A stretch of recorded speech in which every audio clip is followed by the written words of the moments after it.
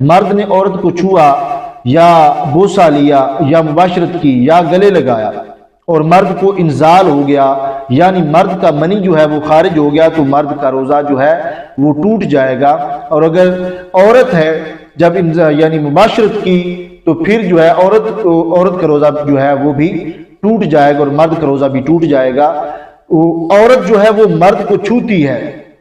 عورت نے مرد کو چھو لیا اور مرد کو انزال ہو گیا تو پھر روزہ نہیں ٹوٹتا۔ اگر عورت پہلے مرد کو چھوئے اور مرد اسے بالکل نہ چھوئے اور مرد کو انزال ہو جائے